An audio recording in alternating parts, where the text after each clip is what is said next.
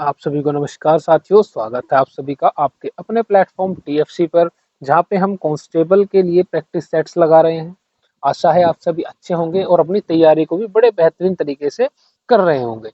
ठीक है, जैसा कि आप जानते हैं हम अपने प्रैक्टिस सेट 4 पे आ गए हैं। ये जो हमारा प्रैक्टिस सेट है वो जनरल स्टडीज का होने वाला है, जीएस का प्रैक्टिस सेट है।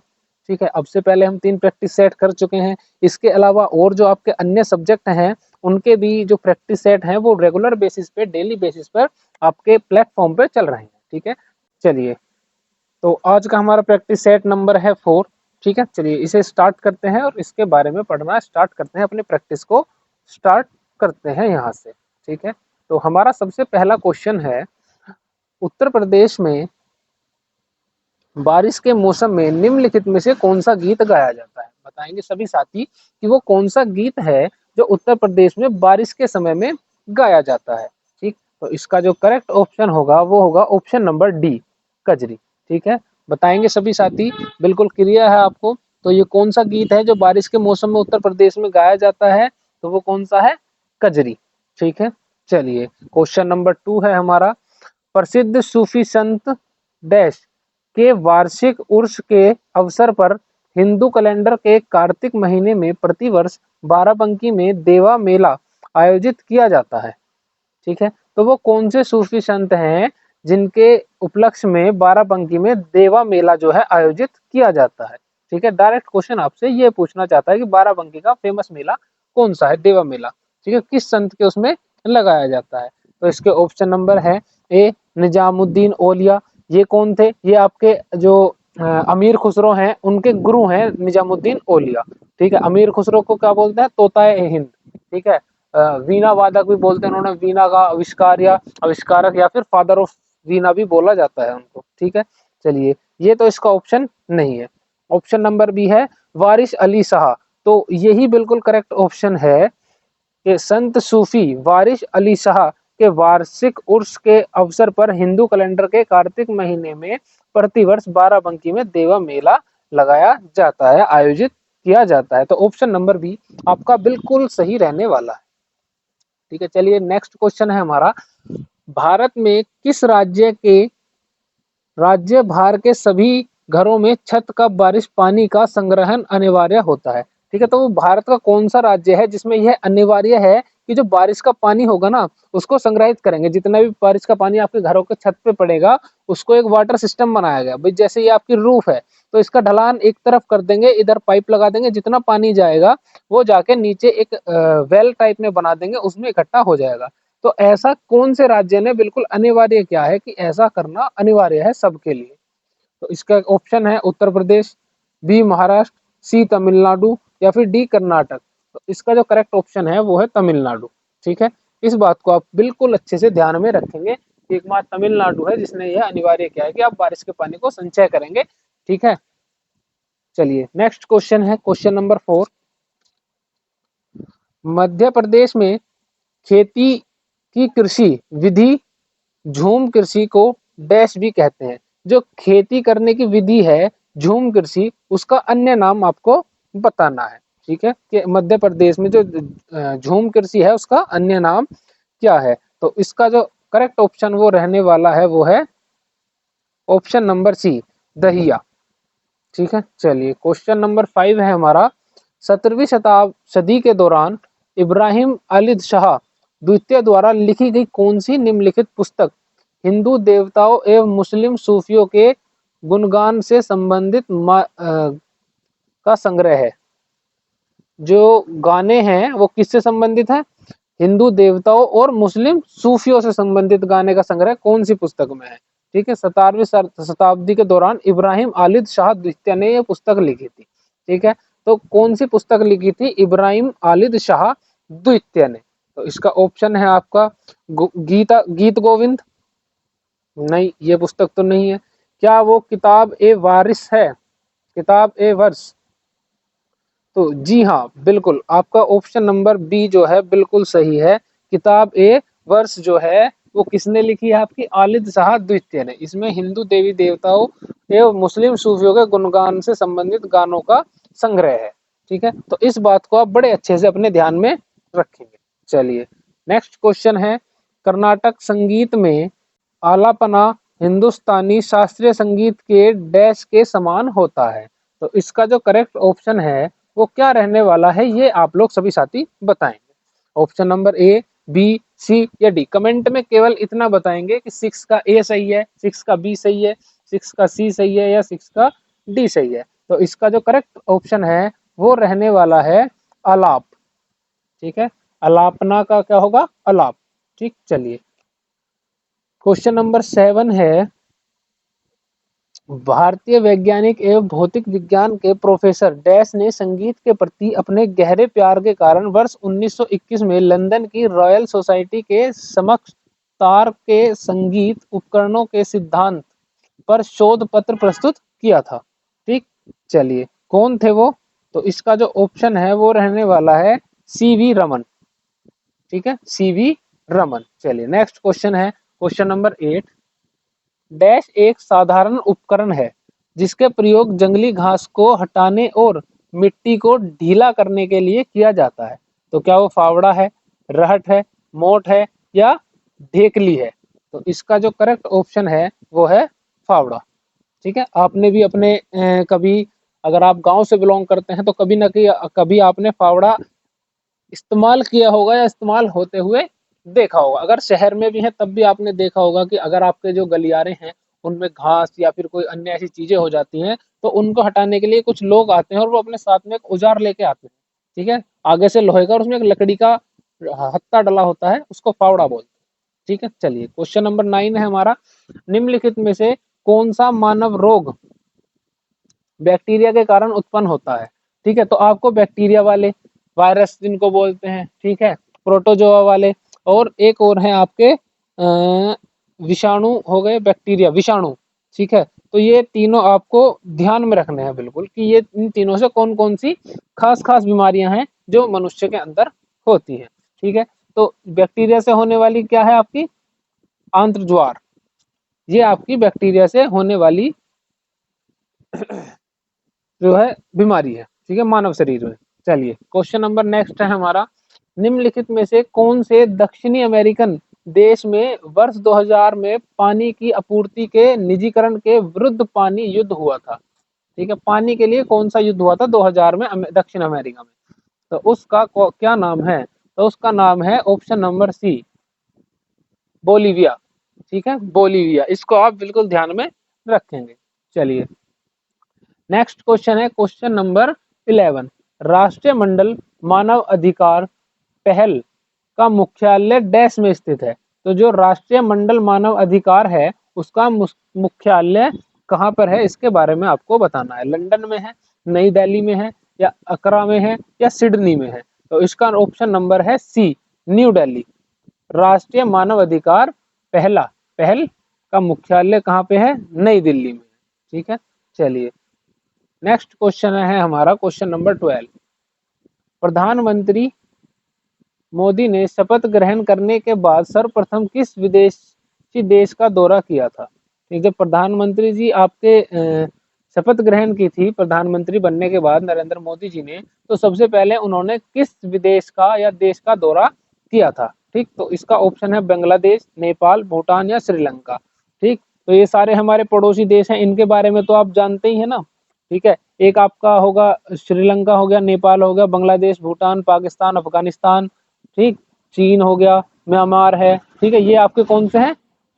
पड़ोसी देश हैं जिनके साथ आप बाउंड्री शेयर करते हैं। ठीक, जिनके साथ भारत जो है बाउंड्री शेयर करता है, ये सारे वो देश हैं।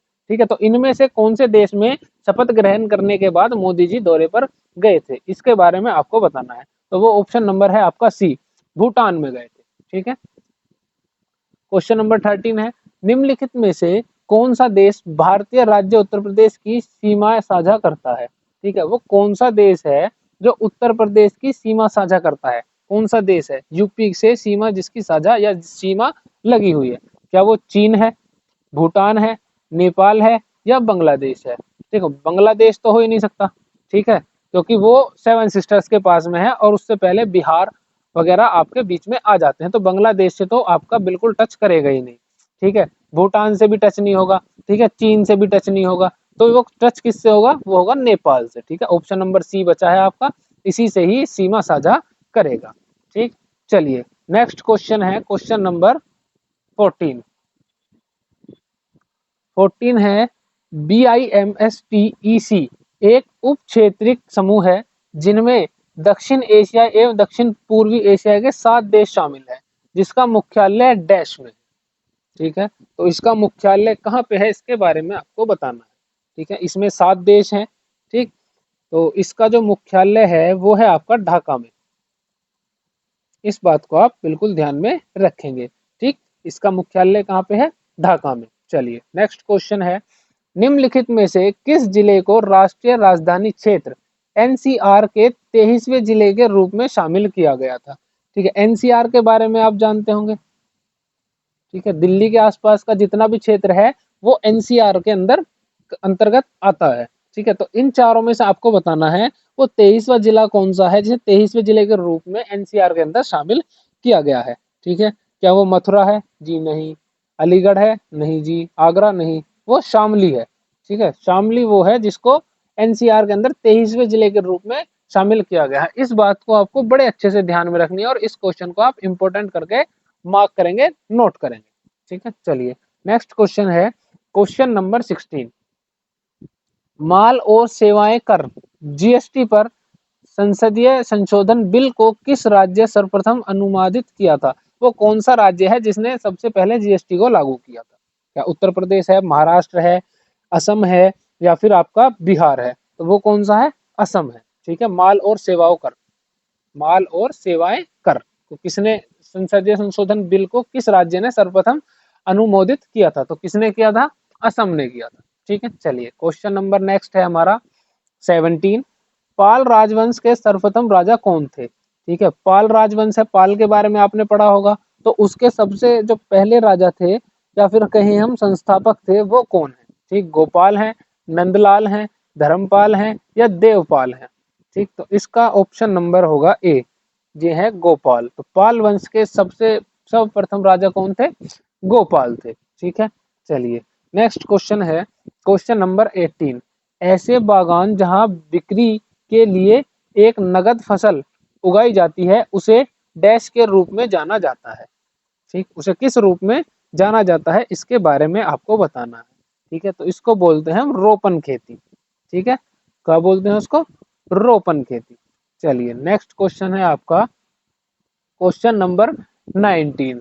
ठीक है, तो ये है नेपच्यून के अलावा अन्य किस ग्रह को नीला ग्रह कहा जाता है? ठीक है, ये नेपच्यून नहीं नेपट्यून होना चाहिए वैसे तो। ठीक है, अरुण और वरुण जो है यूरेनस और नेपट्यून। ठीक, तो कौन सा ग्रह है जो नीला ग्रह कहलाता है? क्या जुपिटर है, मंगल है या फिर आपका प्लूटो है या फिर धरती है? को कौन सा है? पृथ्वी को नीला ग्रह कहा जाता है। क्यों कहा जाता है? क्योंकि इसमें 71% के आसपास क्या है? वाटर है। ठीक है, पानी की वजह से इसको नीला ग्रह कहा जाता है क्योंकि ये अंतरिक्ष से देखने में नीला प्रतीत होता है क्योंकि जल की वजह से। ठीक है, जल नीला क्यों प्रतीत होता है? सूर्य की प्रकाश की वजह से। सूर्य के प्रकाश जो व्हाइट लाइट बोलते हैं, तो उससे कौन कितनी लाइटें निकलती हैं? 7 लाइटें, जिनको क्या बोलते हैं? विबग्योर। ठीक है, इस बात को भी आपको ध्यान में रखना है। ठीक है, सबसे ऊपर वॉयलेट और सबसे नीचे आपका रेड। ठीक है, चलिए नेक्स्ट है आपका क्वेश्चन नंबर 20। निम्नलिखित में से कौन सा विकल्प निष्क्रिय गैस नहीं है? कौन सा जो विकल्प है वो निष्क्रिय गैस नहीं है? तो इसका ऑप्शन नंबर है डी, क्लोरीन। क्लोरीन। ठीक है, आर्गन के बारे में आप जानते होंगे। जो पहले बल्ब आते थे उनके अंदर कौन सी गैस भरी जाती थी? आर्गन। जो आपके टंगस्टन वाले जो बल्ब आते थे जिनके अंदर टंगस्टन का वायर होता था, उनके अंदर नाइट्रोजन और आर्गन गैस ये दोनों भरी जाती है। इससे संबंधित भी आपसे क्वेश्चन पूछा जाता है आर्गन से। ठीक है, इसके लिए करेक्ट ऑप्शन क्या होगा? Option number D. ठीक, चलिए ऑप्शन नंबर 21 है, क्वेश्चन नंबर 21 है हमारा, क्यों क्यों लड़की पुस्तक के लेखक कौन है? जो पुस्तक है क्यों क्यों लड़की, उसके जो लेखक हैं वो कौन है? महाश्वेत देवी। जी हाँ, यही है महाश्वेत देवी, यही है आपकी क्यों क्यों लड़की के पुस्तक के लेखक। चलिए नेक्स्ट क्वेश्चन है हमारा, गुलाबी गैंग की संस्थापक है उत्तर प्रदेश एवं मध्य प्रदेश में स्थित सामाजिक संगठन है जो महिला कल्याण एवं सशक्तिकरण हेतु कार्य करते हैं। तो आपसे पूछा है जो गुलाबी गैंग है इसकी संस्थापक कौन है? ठीक है, तो इसकी संस्थापक जो है वो कौन है? संपत पाल देवी, ये इसकी गुलाबी गैंग की संस्थापक मानी जाती है। इसको भी आप ध्यान में रखेंगे, कौन है? संपत पाल देवी। चलिए क्वेश्चन नंबर नेक्स्ट है आपका क्वेश्चन नंबर 23।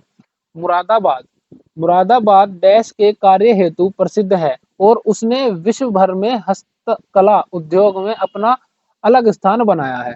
तो मुरादाबाद जो है वो किसके लिए फेमस है, इसके बारे में आपसे यहाँ पे पूछा जा रहा है। तो मुरादाबाद तांबा है, पीतल है, हीरा है या फिर स्टील है? तो मुरादाबाद किसके लिए फेमस है? पीतल नगरी बोलते हैं, पीतल के लिए फेमस है। और पीतल के मूर्ति के लिए अगर आपसे पूछा जाए, पीतल की मूर्ति के लिए कौन फेमस है, तो मथुरा का नाम आप बिना किसी संकोच के ले लेंगे। ठीक है, मथुरा किस लिए फेमस है? पीतल की मूर्ति के लिए, लेकिन पीतल के लिए कौन सा है? मुरादाबाद। अब आप बताएंगे ताले के लिए कौन सा शहर फेमस है, इसके बारे में आपको कमेंट में बताना है कि ताले के लिए कौन से शहर को फेमस कहा जाता है। ठीक है, चलिए नेक्स्ट क्वेश्चन है, सर्वप्रथम किस देश ने महिलाओं को मतदान की अनुमति प्रदान की थी? वो कौन सा देश है जिसने सबसे पहले महिलाओं को मतदान करने की अनुमति प्रदान की थी? तो क्या वो सऊदी अरब है? जी नहीं। फिर क्या न्यूजीलैंड है? नहीं। रूस? नहीं। सबसे पहले दी थी आपके भारत ने महिलाओं को मत देने की अनुमति। ठीक है, ऑप्शन नंबर सॉरी भारत ने नहीं दी थी, सबसे पहले दी थी आपकी न्यूजीलैंड ने। सबसे पहले किसने दी थी? न्यूजीलैंड ने दी थी। ठीक है, ये हमसे यहाँ एक त्रुटि हो गई, तो सबसे इसका करेक्ट ऑप्शन जो होगा ऑप्शन नंबर सी, न्यूजीलैंड होगा। ठीक है, चलिए क्वेश्चन नंबर 25 है, भारत में अली बंधुओं, जो अली बंधु है भारत में, शौकत एवं मोहम्मद अली ने किस आंदोलन का नेतृत्व किया था? जो अली बंधु हैं, शौकत है और मोहम्मद अली जो है, इन्होंने कौन से आंदोलन का जो है नेतृत्व किया था, इसके बारे में आपको बताना है। ठीक है, क्या भारत छोड़ो आंदोलन? भारत छोड़ो आंदोलन का महात्मा गांधी से बिलोंग करता है। ठीक है, महात्मा गांधी से बिलोंग करता है भारत छोड़ो आंदोलन, ये एक नारा भी है। ठीक है, भारत अंग्रेजों भारत छोड़ो या फिर भारत छोड़ो, ये दो अलग अलग नारे हैं। तो भारत छोड़ो तो महात्मा गांधी का है, लेकिन अंग्रेजों भारत छोड़ो इस नारे के बारे में आपको बताना है किसका है। ठीक है, तो 25 का जो करेक्ट ऑप्शन होगा वो होगा खिलाफत आंदोलन। ठीक है, खिलाफत आंदोलन की इन सब ने नेतृत्व किया था। ठीक, इस बात को आपको ध्यान में रखना है। जितने भी आंदोलन हुए हैं, चंपारण है, चाहे वो गांधी जी के कोई से भी आंदोलन है, अहमदा मिल मालिक है या चंपारण है नील की खेती वाला, या इसके अलावा और भी जो महात्मा गांधी जी के हुए हैं, असहयोग आंदोलन, नमक दांडी मार्च, इन सब की आपको तिथि याद रखनी है कि किस किस जगह से हुई है। क्योंकि आपसे कभी कभी ऐसा पूछ लेगा कि आपको 4 ऑप्शन दे देगा और कहेगा इन सबको क्रम में लगाओ। ठीक है, कि कौन सा आंदोलन पहले हुआ था, कौन सा बाद में हुआ था। तो गांधी जी वाले जितने जो भी हुए हैं आंदोलन, उनको तो आपको ध्यान में रखना ही रखना है। ठीक है, चाहे वो नील की खेती है, बिहार का है, ठीक है, या फिर आपका अहमदाबाद मिल मालिक विवाद जो था वो है। ठीक है, जिसमें 35% पे उन्होंने क्या कराई थी। इस बात को भी ध्यान रखना कि जो अहमदाबाद मिल मालिक वाला जो विवाद था, मालिक और मिल के मजदूरों के बीच का जो विवाद था, जो मजदूर थे वो 50% की डिमांड कर रहे थे। ठीक है, डिमांड क्या कर रहे थे? अंग्रेजों ने कहा था कि आपका जो है सैलरी के कुछ इशू था, तो उन्होंने कहा था 50% बोनस देंगे, लेकिन फिर वो दे रहे थे केवल 15%। तो गांधी जी ने जाके उनको 35% पे दोनों को रजामंद कराया था। ठीक है, तो इस बात को भी आप ध्यान रखना, कितने पे कराया था? 35 पे। ठीक है, कभी कभी पूछ ही ले आपसे, तो इस बात को भी ध्यान में रखेंगे। ठीक है, चलिए नेक्स्ट क्वेश्चन है क्वेश्चन नंबर 26। भारतीय संविधान के भाग 4 में डैश का विवरण है। तो भारतीय संविधान का जो भाग 4 है उसमें किसका विवरण है? ठीक है, तो भाग 4 में किसका? मूल अधिकारों का है, मूलभूत अधिकारों का है? नहीं जी, राज्य के नीति निर्देश। जी हाँ, बिल्कुल इन्हीं का ही आपका जिक्र है भाग 4 में। ठीक है, चलिए नेक्स्ट क्वेश्चन है हमारी, काली मिट्टी को डैश भी कहा जाता है। ये क्वेश्चन आपका पहले भी आ चुका है, अगर आपने पिछले प्रैक्टिस सेट देखे होंगे तो उसके अंदर भी काली मिट्टी का क्वेश्चन एक आया था। ठीक है, तो काली मिट्टी को डैश भी कहते हैं, क्या कहते हैं इसको आपको बताना है। ठीक है, इसको आप बताएंगे, मैं नहीं बताऊंगा इसे। इसके बारे में आप कमेंट में बताएंगे 27 का आंसर क्या होगा, ए होगा, बी होगा, सी होगा या फिर डी होगा। ठीक है, तो इसका ऑप्शन आपको बताना है क्योंकि इसको हम पहले भी कर चुके हैं। ठीक है, चलिए नेक्स्ट क्वेश्चन है हमारा क्वेश्चन नंबर 28। सरदार वल्लभ भाई पटेल कृषि और तकनीकी विश्वविद्यालय भारत के उत्तर प्रदेश राज्य के डैश में स्थित है, एक कृषि विद्यालय है। ठीक, कहाँ पे स्थित है और कैसा विश्वविद्यालय है? कृषि विश्वविद्यालय। इसके बारे में क्वेश्चन ही बता रहा है, लेकिन वो पूछ रहा है उत्तर प्रदेश के कौन से जिले में स्थित है। क्या वो लखनऊ में है, ठीक है, पंतनगर में है, मेरठ में है या फिर सहारनपुर में है? तो वो आपका है लखनऊ के अंदर।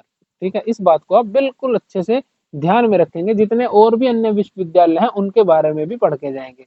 एक आपका इलाहाबाद है और बीएचयू है। इनके बारे में तो आपको एक एक पॉइंट याद रहना चाहिए कि कब इनकी स्थापना हुई। जैसे बीएचयू की 1916 में स्थापना हुई थी। किसने की थी? महामना जिनकी उपाधि थी, मतलब मदन मोहन मालवीय जी ने। ठीक है, उन्होंने इसकी स्थापना की थी। ठीक, चलिए नेक्स्ट क्वेश्चन है क्वेश्चन नंबर 29। मानव अधिकारों की सार्वभौमिक घोषणा के अनुसार अनुच्छेद 4 में डैश का विवरण प्रस्तुत है। तो अनुच्छेद 4 में किसका विवरण है, इसके बारे में आपको बताना है। ठीक है, गुलामी से स्वतंत्रता, शिक्षा का अधिकार, निज संपत्ति का अधिकार, विवाह एवं परिवार का अधिकार। तो इसके अंदर है ऑप्शन नंबर ए, गुलामी से स्वतंत्रता। ठीक है, चलिए क्वेश्चन नंबर हमारा नेक्स्ट है 30। किस भारतीय गैर सरकारी संगठन को पारिस्थितिकीय स्थायी कृषि आदर्श नमूने के संदर्भ हेतु संयुक्त राष्ट्र विकास कार्यक्रम 2017 का इक्वेटर पुरस्कार प्रदान किया गया था? ये तो 2017 की बात है क्योंकि ये हमारे हैं प्रीवियस ईयर क्वेश्चन। आपको जितने भी इस बार पुरस्कार दिए गए हैं, चाहे वो किसी को भी दिया गया हो, उनके बारे में ध्यान में रखना है। ठीक है, शायद ओलंपिक जो हो रहे हैं इनसे तो आपका क्वेश्चन कोई ना बने, ऐसा हो सकता है कि कोई क्वेश्चन ना बने क्योंकि ऐसी उम्मीद है कि आपके पेपर अब तक छप गए होंगे। ठीक है, तो ऐसी उम्मीद है कि ये जो इस बार के ओलंपिक है इनसे आपका कोई क्वेश्चन ना बने। ठीक है, केवल बन सकता है तो ये बन सकता है कि ये जो 2024 के ओलंपिक हैं वो कौन से देश में हो रहे हैं। ठीक है, तो कहाँ पे हो रहे हैं इसके बारे में आपको कमेंट में बताना है। ठीक है, पेरिस में हो रहे हैं, इतना मैं आपको बता देता हूँ, देश का नाम आपको बताना है। ठीक है, चलिए 30 का जो ऑप्शन नंबर है वो है सी, स्वयं शिक्षण प्रयोग। ठीक, स्वयं शिक्षण प्रयोग।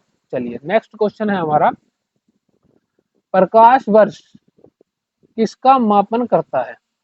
जो प्रकाश वर्ष है वो किसका मापन करता है, इसके बारे में आपको बताना है। दूरी का, गति का, भार का या फिर ऊर्जा का। ठीक है, आपने सुना होगा कि पृथ्वी सन से इतने प्रकाश वर्ष दूर है, तो वो किसका कर रहा है? दूरी का मापन कर रहा है। तो इसका ऑप्शन नंबर होगा ए। ठीक है, कितने प्रकाश वर्ष दूर है पृथ्वी सन से, जो भी है वो आपको देख लेना है। ठीक है, तो ये दूरी का आपका जो है मापन करता है प्रकाश वर्ष। ठीक, ऑप्शन नंबर 32। मनुष्य की आंख का रंग आंख के डैश में स्थित रंग द्रव्य पर निर्भर करता है? किस चीज में स्थित है जिससे मनुष्य के आंख का रंग निर्भर करता है? ठीक, इसका ऑप्शन नंबर होगा ए, आइरिस। ठीक है, आइरिस। ठीक, चलिए क्वेश्चन नंबर नेक्स्ट है आपका क्वेश्चन नंबर 33। हिंद स्वराज नामक पुस्तक के लेखक कौन है? जो हिंद स्वराज पुस्तक है इसके आपको लेखक के बारे में बताना है। ठीक, कौन है इसके लेखक? तो क्या मोहनदास करमचंद गांधी हैं, गोपाल कृष्ण गोखले हैं? ये तो मोहनचंद गांधी जी के क्या हैं? गुरु हैं, राजनीतिक गुरु। ठीक है, बाल गंगाधर तिलक हैं या फिर मौलाना आजाद है? ठीक है, बीजी तिलक। बीजी तिलक का एक नारा है कि मेरे ऊपर पड़ी हुई हर एक लाठी अंग्रेजों के ताबूत में कील का कार्य करेगी। ठीक है, तो वो किसका है स्लोगन? वो है बीजी तिलक का। ठीक है, इनकी मृत्यु हो गई थी लाठियों के प्रहार के कारण, जो लाठियों के प्रहार अंग्रेजों ने किए थे। ठीक है, तो इसका जो करेक्ट ऑप्शन है वो है मोहनदास करमचंद गांधी। हिंद स्वराज पुस्तक किसकी है? गांधी जी की है। ठीक, चलिए नेक्स्ट क्वेश्चन है, छठी सदी के दौरान, बीसी के दौरान उत्तर प्रदेश के किन क्षेत्रों का छेदी कहा जाता है? ठीक, वो कौन से क्षेत्र हैं यूपी के जिन्हें छेदी कहा जाता है? ठीक है, छठी सदी के दौरान। ठीक है, बिफोर क्राइस्ट। बीसी का मतलब क्या है? Before Christ. ठीक है, छठी सदी बीसी के दौरान उत्तर प्रदेश के किन क्षेत्रों को छेदी कहा जाता है? बुंदेलखंड, अवध, अंग या अवंती? ठीक है, तो इसका ऑप्शन नंबर है ए, बुंदेलखंड को छेदी कहा जाता है। चलिए नेक्स्ट क्वेश्चन है हमारा, मौर्य राजवंश के अंतिम शासक कौन थे? जो मौर्य राजवंश है, ठीक है, उसके अंतिम शासक के बारे में आपको बताना है। ठीक है, तो कौन थे इसके अंतिम शासक? इसके अंतिम शासक थे, क्या अशोक थे, बिंदुसार थे, पुष्यमित्र थे, या फिर आपके बृहद्रथ थे? ठीक है, तो इसके बारे में आपका ऑप्शन नंबर सी बिल्कुल करेक्ट है। ठीक, चलिए क्वेश्चन नंबर 36 है, प्राचीन भारत में मदगनी ऋषि का आश्रम जमानियों के में था, जो कि वर्तमान उत्तर प्रदेश के डैश जिले में स्थित है। तो ये जमानियों कहाँ पे स्थित था? उत्तर प्रदेश कौन से जिले में था? इसके बारे में आपको बताना है। तो इसका सही ऑप्शन है गाजीपुर। ठीक है, कहाँ पे है? गाजीपुर। ठीक, चलिए नेक्स्ट क्वेश्चन है क्वेश्चन नंबर 37, राजा हर्षवर्धन ने डैश में भद्र विहार नामक ज्ञान के एक वृहत केंद्र की स्थापना की थी। तो जो भद्र विहार है, इसकी स्थापना कहाँ पे की थी इन्होंने? ठीक, तो इसके बारे में आपको बताना है। 37 का ऑप्शन है मथुरा, काशी, हरिद्वार या कन्नौज। तो इसका बिल्कुल सही ऑप्शन है कन्नौज। ठीक है, इनकी राजधानी भी यही थी। ठीक है, हर्षवर्धन के समय राजधानी क्या थी? कन्नौज थी। ठीक है, इस कन्नौज में त्रिपक्षीय युद्ध हुआ था। इस बारे में भी आपको ध्यान में रखना है कि त्रिपक्षीय युद्ध किसके लिए हुआ था? कन्नौज के लिए हुआ था। ठीक, चलिए नेक्स्ट क्वेश्चन है, उर्दू शायरी में फिराक गोरखपुरी के नाम से कौन प्रसिद्ध है? ये फिराक गोरखपुरी के नाम से कौन प्रसिद्ध है आपकी उर्दू शायरी के अंदर? ठीक है, शेरो शायरी का आपको भी शौक होगा सुनने का, या किसी को सुनाने का, किसी को लिखने का। ठीक है, तो इनमें से है फिराक गोरखपुरी, ये कौन है? इनके बारे में आपको बताना है। ठीक है, तो इसका जो करेक्ट ऑप्शन है वो है रघुपति सहाय। ठीक, बिल्कुल करेक्ट ऑप्शन है इसका ऑप्शन नंबर सी, रघुपति सराय। तो ये थे हमारे जीएस के 38 क्वेश्चन। तो इसमें एक बार आप अपना जो स्कोर है वो कमेंट करके जरूर बताएंगे कि आपने इनमें से कितने क्वेश्चन जो हैं वो बिल्कुल सही से अटेम्प्ट किए थे, जो बिल्कुल सही थे आपकी दृष्टि में। ठीक है, जो आपने ऑप्शन मैच किए होंगे साथ साथ, ठीक, तो उसमें बिल्कुल सही रहे हैं। ठीक है, तो और आप पढ़ते रहिए बाकी। ठीक है, और चैनल को सब्सक्राइब कर लीजिए TFC 1423 को, और अपने मित्रों को भी शेयर कर दीजिए, ताकि वो भी अपनी तैयारी को बड़े बेहतर तरीके से कर सकें, वो अपनी प्रैक्टिस कर सकें कि वो कितने पानी में। ठीक है, बस इस प्रैक्टिस सेट का और कोई मतलब नहीं होता, इनका मतलब केवल इतना है कि आप अपने आप को जांच सके कि हम कितने पानी में। ठीक है, तो ध्यान रखिए अपना, पढ़ते रहिए और बिल्कुल बेफिक्र होकर तैयारी करते रहिए। अगर आपकी मेहनत अच्छी है तो आपका एग्जाम बिल्कुल बेहतरीन तरीके से होगा। ठीक है, धन्यवाद।